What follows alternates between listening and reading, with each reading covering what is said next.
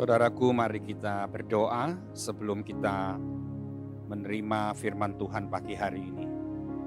Mari kita sediakan waktu yang terbaik agar Dia bisa berbicara melalui firman-Nya kepada kita semua, supaya pagi hari ini, sepanjang hari ini, kita boleh mengalami sesuatu yang dahsyat dari Tuhan. Mari kita berdoa.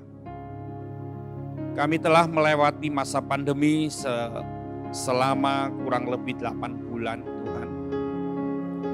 Dan banyak hal yang membuat kami seolah-olah kami mau jatuh, seolah-olah kami goyah, seolah-olah kami tidak lagi bisa menghadapi semuanya ini.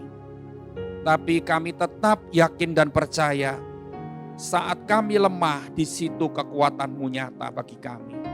Terima kasih Bapa, terima kasih kami sudah melewati masa-masa sulit dan saat ini kami percaya masalah masih kami hadapi. Hal-hal yang pahit dalam hidup kami masih kami harus jalani. Tetapi kami tahu Tuhan, ada gunung batu, kota benteng, perlindungan kami, yaitu Engkau sendiri yang kami andalkan sungguh-sungguh dalam hidup kami. Terima kasih Bapa, terima kasih. Teduhkan hati setiap kami, umat-Mu, setiap jemaat-Mu, biar kami sungguh menaruh rasa hormat akan Tuhan, walaupun kami ada di tempat kami masing-masing. Roh Kudus berbicara, hadirat Tuhan ada di dalam setiap rumah jemaat-Mu. Terima kasih Bapa, dalam nama Yesus. Amin. Shalom Bapak Ibu saudaraku semuanya. Kita bertemu kembali di minggu ketiga tanggal 15 November hari ini. Dan hari ini kita masih dalam bulan November, kita masih berbicara punya tema yang bagus, yaitu transformation in problem. Ya saudara, kita tahu bahwa kata transformasi itu sebuah perubahan. Perubahan dalam masalah. Bapak Ibu Saudara,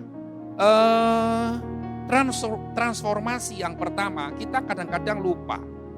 Kita ingin perubahan itu ada di masalah kita. Kita ingin perubahan itu terjadi di problem-problem yang kita hadapi. Ya, kita ingin masalah kita menjadi lebih baik, menjadi lebih pulih dan lebih tidak seberat yang lalu-lalu, maksud saya begitu. Tapi sebelum kita melihat masalah kita menjadi makin pulih, makin baik keadaannya, kita tahu perubahan, transformasi itu harus terjadi di pikiran kita dulu. Kita banyak orang Kristen berkata bahwa masalah itu harus dijauhkan dari kita. Ya. Masalah itu harus dijauhkan dari aku. Masalah itu mencelakakan aku. Sehingga Bapak Ibu Saudara, ketika kita mengalami masalah, kita benar-benar stres dengan masalah itu. Ya, tidak kurang-kurang orang stres karena masalahnya. Nah, hari ini kita akan belajar. Saya akan memberikan sebuah penjelasan secara singkat. Bagaimana perubahan itu harus terjadi di pikiran kita. Bagaimana kita punya anggapan bahwa masalah itu bukan untuk mencelakakan kita. Masalah itu bukan akan mencelakakan kita, tapi Tuhan itu memakai, Tuhan itu mengubah masalah itu menjadi kebaikan. Ini dulu yang harus dimengerti oleh pikiran kita. Kan kalau kita tidak mengerti hal ini, kita berpikir bahwa masalah ini sesuatu yang jahat, masalah ini sesuatu yang, wah ini sesuatu yang harus disingkirkan segera. Aku benci dengan masalah ini, kan begitu. Tapi hari ini kita harus punya perubahan dalam pikiran kita. Kita harus berpikir bahwa masalah itu akan membawa kita kepada kebaikan. Jadi ketika masalah itu terjadi, saudara bisa bersahabat dengan masalah. Ya saudara, saudara tidak membenci masalah itu. Dan saudara setiap hari nangis-nangis karena masalah itu. Dan seolah-olah saudara ini dalam situasi yang dirundung duka dengan masalah ini. Dan seolah-olah masalah ini benar-benar mencekram hidup kita dan akhirnya kita akan mati konyol dengan masalah ini. Nah, ini yang salah. Ini yang harus dirubah dulu. Jemaat Tuhan, saudaraku, ini yang harus dibuang dulu dari pikiran kita. Kita harus punya pemahaman yang baru. Kita harus berubah dari pikiran kita yang salah bahwa masalah itu akan dibuat Tuhan untuk menjadi kebaikan. Masalah itu bukan untuk mencelakakan kita. Masalah itu tidak untuk membuat kita mati konyol. Nah, tapi masalah itu akan diubah, akan dipakai Tuhan untuk kebaikan kita. Ini penting. Ya. Sampai tadi saya berkata kita akhirnya bersahabat dengan masalah. Ya, saudara. Kita akan lihat yang pertama, saudara. Masalah ini bisa membuat kita jatuh atau membuat kita bisa bertumbuh. Itu tergantung siapa. Bukan tergantung masalahnya. Saudaraku, kita lihat gini. Ada seorang yang punya masalahnya, masalahnya ringan. Masalahnya itu kecil. Tapi itu seolah-olah membuat dia mati seolah-olah. Padahal ada seorang lagi yang mengalami masalah, memang benar-benar masalah itu berat sekali. Masalah itu rumit banget gitu ya. Tapi dia melihat masalah yang rumit itu, ini sebuah batu loncatan buat aku. Masalah ini sebuah alat untuk aku bisa bertumbuh. Nah, dan jadi hari ini saya ingin sampaikan gini, sayang banget gitu loh, eman banget. Banyak orang gagal untuk melihat bagaimana Tuhan menggunakan masalah ini untuk kebaikan kita. Banyak orang Kristen, termasuk mungkin saya kadang-kadang, termasuk mungkin kita semua yang sedang mendengar firman Tuhan ini, kita gagal untuk melihat bagaimana Tuhan itu sebetulnya menggunakan masalah itu untuk sebuah kebaikan. Ini yang penting. Dan banyak orang yang gagal, eman banget gitu loh. Karena dengan masalah ini seharusnya Tuhan akan memperlihatkan sesuatu yang dahsyat, tapi kita sudah memandangnya salah. Ya. Dia memilih untuk bertindak secara bodoh. Ya, secara bodoh itu artinya gini. Kalau kita punya masalah, banyak orang memberikan respon, memberikan reaksi. Itu reaksi yang bodoh saya tadi katakan. Contohnya apa? Reaksi yang bodoh itu, dia emosi, ya, dia marah, dia kepahitan, dia rontak. Itu adalah sikap yang bodoh. Itu adalah tindakan yang bodoh. Dia benci masalah itu. Ya, seharusnya ketika kita punya masalah, Bapak Ibu Saudaraku semua dengar, ya, kita harus menenangkan diri, merenungkan kebaikan apa sih yang akan aku dapatkan dari masalah ini. Saudaraku, pasti sih kita akan dapat itu. Kita pasti akan dapat. Ketika kita berdiam diri, tenang. Saya belajar di akhir-akhir tahun, berapa tahun terakhir, kalau ada masalah saya tenang. Saya enggak meledak-ledak emosi saya. Saya tidak memberikan respon yang dipenuhi dengan hawa nafsu, enggak. Tapi saya tenang, saya merenung, saya menyendiri. Dan saya di situ mendapatkan banyak hal yang ditunjukkan oleh Tuhan. Sebetulnya masalah ini bisa membuat ini loh. Tidak bisa membuat ini loh. Dan itu semua kebaikan. Ya saudara. Saya mau sebutkan ada beberapa contoh. Ya. Yang pertama, orang konyol itu sering membuat masalah. Perhatikan, harus dicatat. Orang konyol sering membuat masalah.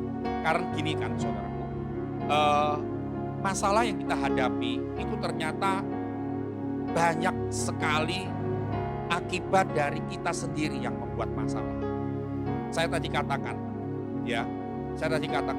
karena kita nih gak mengerti harus berespon bagaimana, bereaksi gimana, kita salah bertindak, bersikap, dan itu tentu ternyata membawa masalah yang lebih besar. Jadi orang konyol sering membuat masalah. Jangan mau disebut orang konyol, karena orang konyol itu membuat masalah terus. Yang kedua, orang kerdil memperbesar masalah. Ya, kita pasti nggak mau disebut orang kerdil. Orang kerdil itu, maaf ya, kata bahasa sehari-harinya orang cebol. Nggak ada orang mau disebut kata cebol. Itu sebutan yang negatif. Orang kerdil memperbesar masalah. Banyak kan di antara kita, masalah itu sebetulnya bukan masalah besar, tapi itu masalah kecil, tapi kita yang memperbesar sendiri. Ya, kita nggak sadar kita ternyata memperbesar masalah. Itu orang kerdil. Yang ketiga, orang biasa membicarakan masalah. Nah, ini orang biasa. Artinya gini, biasa orang membicarakan masalah itu kan biasa. Kalau kita punya masalah, kita bicarakan terus. Kita bicarakan terus. Saya beberapa waktu yang lalu berbicara kepada seseorang dan saya berkata gini, mulai hari ini kamu stop berbicara tentang masalah itu. Ya, kalau kamu mau dibimbing, saya bilang berhenti dari memperbincangkan masalah itu. Jangan diceritakan, jangan di blow up terus masalah itu. Itu biasanya orang seperti itu. Jadi saya tadi katakan, orang biasa membicarakan masalah. Yang keempat, orang besar mengatasi masalah. Nah, ini penting. Ya, kita mau dikatakan orang besar, bukan dipikir orang besar itu kaya dulu. Enggak. Ya, orang besar itu bukan orang yang terhormat dulu, bukan. Orang besar itu adalah orang yang bisa mengatasi masalah.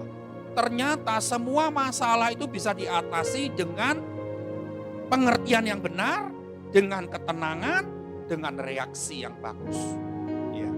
Jadi orang besar bisa mengatasi masalah. Kalau ada masalah, jadilah orang besar. Jangan membicarakan mana-mana masalah itu.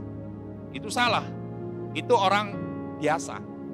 Yang kelima, orang bijak bersyukur dengan masalah. Nah, ini dia. Dari poin yang keempat, tadi saya berkata orang besar mengatasi masalah, kita semua mau dikatakan orang besar. Ya. Yang kelima tadi saya berkata orang bijak bersyukur dengan masalah. Kita suka dikatakan bijak. Orang bijak tandanya bersyukur dengan masalah. Karena tadi saya berkata di pikirannya, di benaknya, masalah ini akan dibuat Tuhan menjadi sebuah kebaikan. Melalui masalah ini Tuhan sedang membuat aku bertumbuh di dalam kehidupan yang lebih baik lagi. Ini orang bijak. Jadi ketika ada masalah, oh terima kasih Tuhan untuk masalah ini. Membuat aku semakin bijak, membuat aku semakin dewasa, membuat aku semakin matang. Ya. Yang keenam, orang kreatif melihat peluang dari masalah. Perhatikan, orang kreatif melihat peluang dari masalah. Saudara tahu orang kreatif itu kan selalu punya, bisa dikatakan kreatif karena dia bisa mendapatkan ide-ide yang cemerlang, begitu kan? Itu orang kreatif, ya, melihat peluang dari masalah. Ternyata melalui masalah ini ada peluang juga. Ini orang kreatif, maka itu jadilah orang kreatif. Yang ketujuh, yang terakhir, orang beriman naik level, naik derajat karena masalah. Hebat ya. Dari poin keempat, poin kelima, poin keenam, poin ketujuh itu harusnya terjadi dalam diri kita. Kita bukan cuma jadi orang besar, tapi jadilah orang bijak, jadilah orang kreatif, jadilah orang beriman. Yang dia melihat dari masalah ini dia naik derajatnya, dia naik levelnya. Nah, jadi saudaraku semuanya, tidak ada masalah dengan masalah seharusnya. Ya. Jadi kalau ada masalah jangan pertama kali langsung down dulu. Banyak orang Kristen ketika ada masalah langsung down. Langsung tawar hati itu kalau bahasanya Alkitab. Ya, tawar hati bahasa Alkitab. Langsung loyo dulu. Langsung lemes dulu. Nah, karena kita akan belajar tadi beberapa hal. Melalui masalah itu kita bisa bersyukur. Kita bisa melihat peluang. Kita bisa naik derajat atau level kita. Sekarang kita akan lihat sebentar. Kenapa sebetulnya tadi saya berkata, sebetulnya tidak ada masalah dengan masalah. Tapi masalahnya itu adalah bagaimana cara kita menyikapi masalah itu. Saya selalu menasehati banyak orang. Saya selalu menasehati berbagai macam beberapa banyak jemaat. Saya selalu menasehati orang yang saya temukan walaupun dia bukan jemaat saya. Yang dia konseling ke saya menceritakan masalah. Saya berikan masukan untuk dia bisa menyikapi masalah itu bukan dengan cara yang negatif. Nah, saudaraku perhatikan. Maka jadikanlah masalah itu sebagai saat memahami kehendak Allah dalam hidup kita. Jangan kita berkata, Tuhan, aku punya masalah yang besar. Tapi katakan, hei masalah yang besar, aku punya Tuhan yang besar. Hei masalah, aku punya Tuhan yang besar. Bukan masalah yang besar. Saya tadi keliru.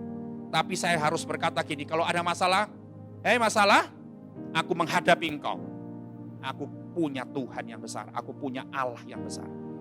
Jangan bilang, Allah, Tuhan, besar masalahku. Jangan. Ya.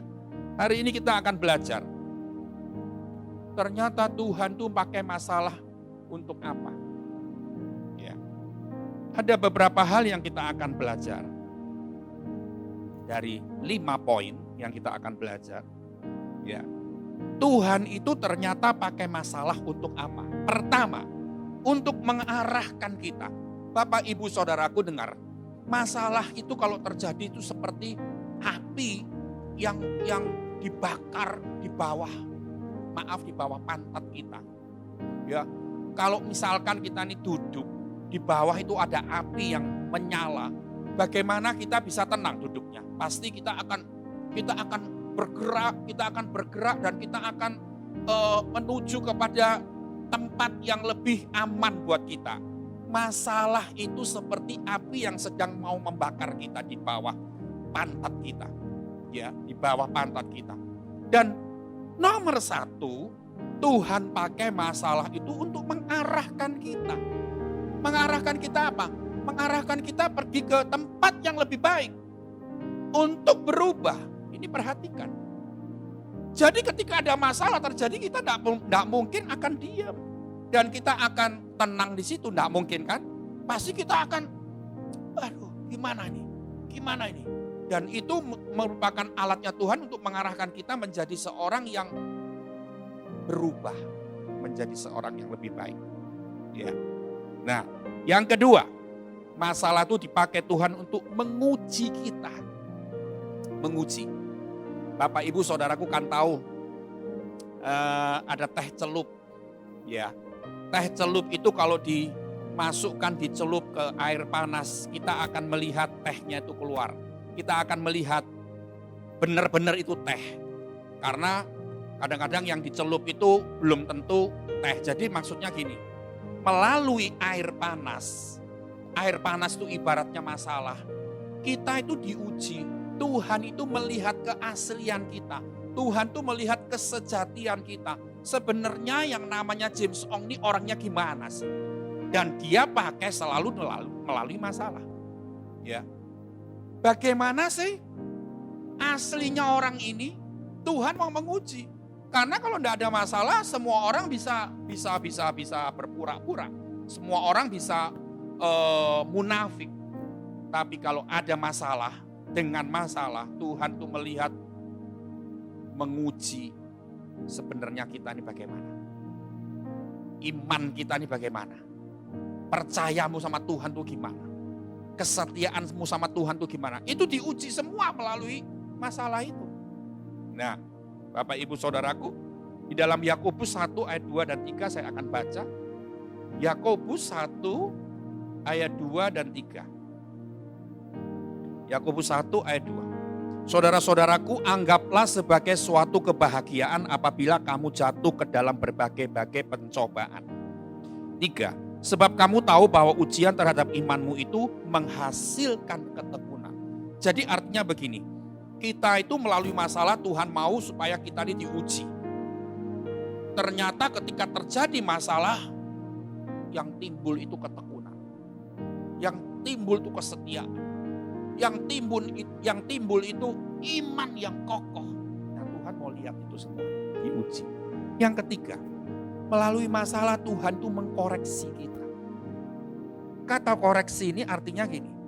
Ketika semua berjalan baik, seharusnya kita juga wajib mengkoreksi diri kita. Sering mengkoreksi diri kita. Saya selalu berkata beberapa akhir-akhir ini, seringkali kita tuh tidak mengerti kekurangan diri kita itu apa. Seringkali kita lebih gampang melihat kekurangan orang lain daripada melihat kekurangan diri sendiri. Ya, seringkali kalau kita semua baik-baik, kita tidak ingat untuk mengkoreksi diri. Tetapi ketika ada masalah terjadi, itu tidak usah disuruh, kadang-kadang kita bisa otomatis, kita bisa periksa diri. Kenapa ya kok bisa terjadi? Apa ya kesalahanku? Apa ya kelemahanku? Apa ya kekuranganku? Lah ini koreksi. Ini dipakai Tuhan untuk mengoreksi kita. Sehingga melalui masalah kita bisa menemukan kekurangan diri kita. Oh ya, kamu terlalu kasar. Kamu terlalu ceroboh. Ya. Kalau tidak ada masalah kita tidak ingat kalau kita ini ceroboh. Ya, itu yang ketiga. Yang keempat, melalui masalah Tuhan itu sedang melindungi kita. Mungkin saudaraku berkata begini, kok melindungi? Malah aku justru berpikir bahwa Tuhan lindungi aku dari masalah supaya aku tidak kena masalah. Kok sekarang dengan masalah Tuhan melindungi? Bapak Ibu saudaraku, ada satu kejadian yang beberapa waktu yang lalu. Seorang teman saya yang bekerja di satu perusahaan. Ya, dia bekerja sudah bertahun-tahun dan pada satu hari manajernya bilang begini sama dia, panggil dia.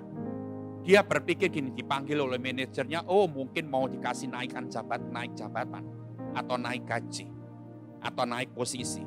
Tetapi ketika manajer panggil dia, saudaraku, ternyata manajer ini mengajak dia untuk korupsi bareng-bareng. Ya. Teman saya ini diajak korupsi oleh manajernya. Lalu teman saya berkata gini, oh enggak Pak, saya lebih baik hidup sederhana dengan apa yang saya miliki hari ini. Saya enggak mau serakah. Saya mau tetap kerja dengan baik dan jujur. Saya enggak mau korupsi. Ketika manajer dengar orang ini berkata begitu, menjawab begitu, lalu manajer ini tersinggung. Dia merasa tersinggung. Kenapa ini anak buahnya ini nggak mau ikutin ajakan dia untuk ikut korupsi uang perusahaan, menggelapkan. Singkat cerita, setelah kejadian yang sederhana itu, manajer naik ke bos, ke owner.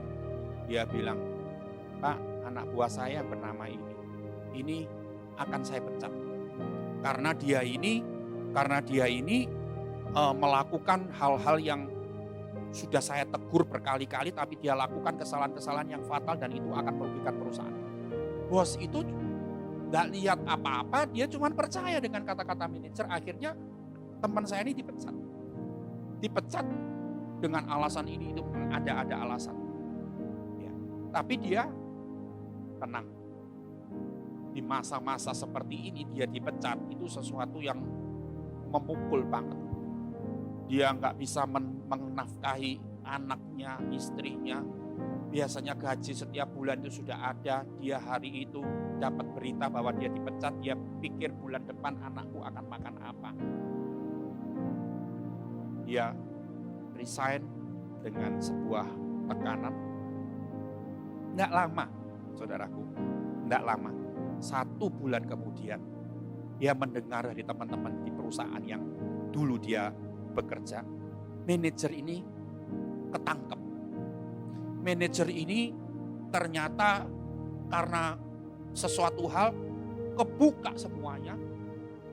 Yang dia sudah bertahun-tahun itu menggelapkan uang perusahaan, ternyata terbongkar semuanya dan hari itu setelah 1 bulan kemudian dari orang ini dipecat dan 1 bulan kemudian terbongkar dan dilaporkan ke polisi.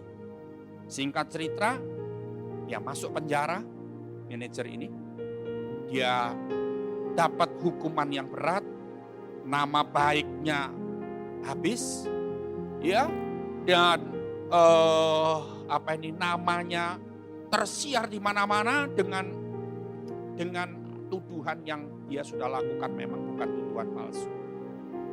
Lalu teman saya ini merenung gini, Tuhan, ternyata melalui masalah ini Engkau sedang melindungi aku. Masalah yang dihadapi teman saya itu apa? Ya, dia di PHK secara sepihak. Ini masalah kan? Ya. Mungkin kita berkata gini, kenapa Tuhan kau harus PHK saya? Di musim-musim seperti ini. Tapi dengar Bapak Ibu Saudaraku semuanya. Melalui masalah itu Tuhan sedang melindungi teman saya ini dari nama baik yang tercemar, dari orang-orang yang akan mempermalukan dia, dilindungi oleh Tuhan. Tapi ketika kita memutuskan untuk hidup benar, walaupun akan mengalami masalah, tidak lama, tidak sampai 2 bulan, tidak sampai 2 bulan, teman saya ini mendapatkan tawaran pekerjaan lagi. Saudaraku, untuk bekerja memulai pekerjaan dan buka lowongan perusahaan buka lowongan di masa-masa pandemik ini kan sesuatu yang agak mustahil. Tapi dengar, teman saya ini ya melalui masalah itu dia dilindungi Tuhan dan dia mendapatkan pekerjaan di sebuah perusahaan yang berskala internasional. Gajinya berlipat-lipat kali daripada gaji yang pertama di perusahaan yang pertama. Semua orang kaget. Semua orang terkejut. Di musim seperti ini, di masa semua orang mem-PHK karyawan-karyawannya. Ya. Saya melihat teman saya ini justru mendapatkan peluang untuk bekerja dengan gaji yang berkali-kali lipat lebih dari yang pertama. Artinya begini. Kadang Tuhan pakai masalah itu untuk melindungi kita untuk sesuatu masalah yang lebih besar. Jangan marah. Yang terakhir, yang kelima. Ternyata masalah itu Tuhan pakai untuk menyempurnakan kita. Saudaraku, ada ayat di dalam Roma 5. Coba kita akan baca sebentar. Roma 5 ayat 3 dan 4. Ayat 3 berkata, dan bukan hanya itu saja, kita malah bermegah juga dalam kesengsaraan kita. Karena kita tahu bahwa kesengsaraan itu menimbulkan ketekunan. Dan ketekunan menimbulkan tahan uji. Dan tahan uji menimbulkan pengharapan. Dan pengharapan tidak mengecewakan. Karena kasih Allah telah dicurahkan di dalam hati kita oleh Roh Kudus yang telah dikaruniakan kepada kita. Nah, kita sekarang lihat. Ternyata masalah itu dipakai Tuhan untuk menyempurnakan kita. Menyempurnakan apa kita? Menyempurnakan karakter kita. Bapak, Ibu, Saudaraku, percayalah saya berkata ini di dalam nama Yesus. Bahwa gini, karakter kita itu akan dibawa sampai kekekalan. Ya. Kehebatan kita di dunia ini, kekayaan kita, reputasi kita, nama baik kita cuma sampai di dunia ini selesai. Ketika kita mati, kita dipanggil Tuhan, habis semuanya, tidak berkelanjutan. Tapi benar saya katakan gini, yang terus mengikuti kita sampai pada kekekalan, apa? Karakter kita. Jadi karakter kita harus disempurnakan. Saya nggak bicara soal karakter lagi, karena karakter sudah bulan yang lalu. Ya, tapi ini sangat penting, sebetulnya sangat penting. Jemaat yang mendengar, mengikuti ibadah ini, mendengar firman Tuhan khotbah saya ini. Jangan pernah lupa, melalui masalah karakter kita terus disucikan, diubah, dibaharui. Itu penting karena Tuhan menuntut kita, saya sudah banyak berbicara bulan-bulan lalu, itu harga mati dan sebagainya, saya pakai istilah begitu. Karena apa? Karena karakter ini ikut terus sampai pada kekekalan. Tidak berhenti ketika kita mati di dunia. Ini pentingnya.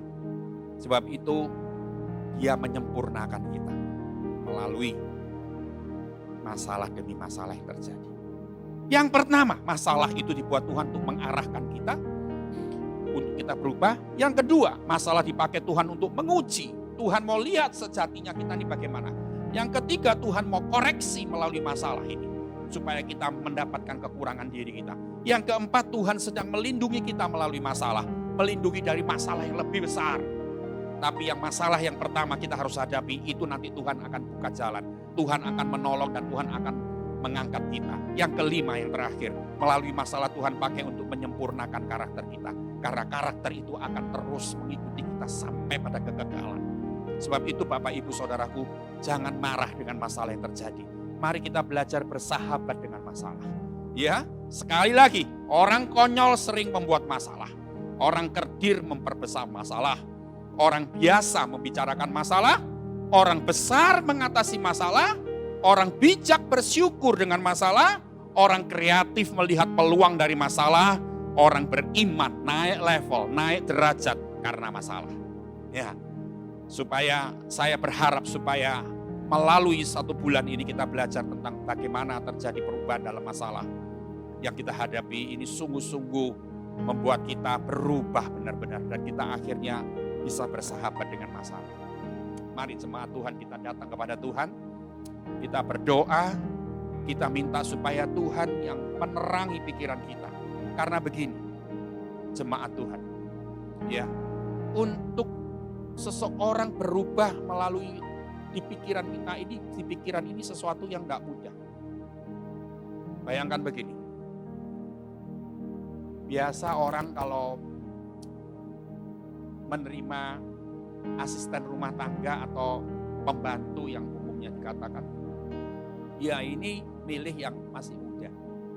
Dia nggak milih dia nggak mau yang tua. Yang tua dalam arti bukan tua 60-70-an, enggak. Yang tua itu sudah mungkin umur usia 40, 50, masih kuat. Bahkan ada orang, kalau saya berpikir gini, orang yang sudah usia 40-50 itu kan biasanya sudah pengalaman kerjanya itu kan sudah semakin mumpuni kan gitu kan. Tapi kenapa banyak orang termasuk saya enggak mau terima orang tua-tua? Karena mengubah seorang yang sudah berusia lumayan lanjut itu sulit banget. Saya sadar selama ini kita berpikir masalah ini membuat kita celaka. Masalah ini harus dijauhkan dari kita.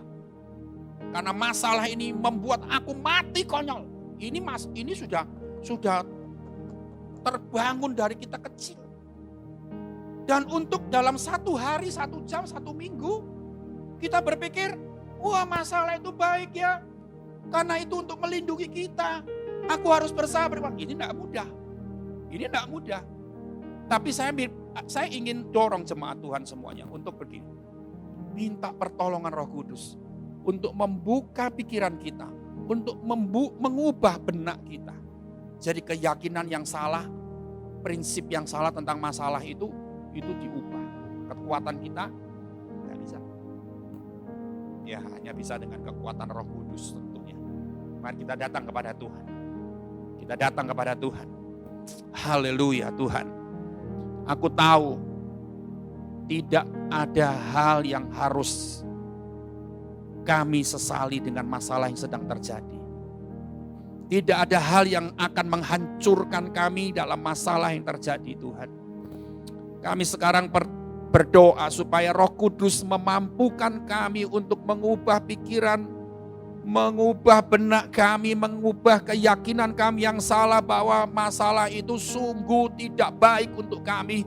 Tapi kami ingin Roh Kudus menolong kami sehingga kami berubah, membuat kami berpikiran yang benar tentang masalah. Bahwa Tuhan punya banyak kebaikan tentang masalah dan kami akhirnya bisa bersahabat dengan masalah. Dalam keadaan yang penuh dengan masalah, kami bisa tenang. Kami bisa tidak stres. Kami bisa melayani Tuhan dengan hati yang tulus. Kami tetap bisa menikmati kasih Tuhan. Kami tetap bisa menikmati perlindungan Tuhan melalui masalah yang terjadi dalam hidup kami. Tolong jemaat-Mu Tuhan. Roh Kudus terangi hati kami. Supaya kami berkata bahwa karena masalah ini, maka Tuhan akan membuat kebaikan demi kebaikan. Dan kami tidak berkata-kata yang salah kepada Tuhan tentang masalah yang kami hadapi. ataupun kami mengecam keberadaan Engkau dalam hidup kami karena masalah yang terjadi.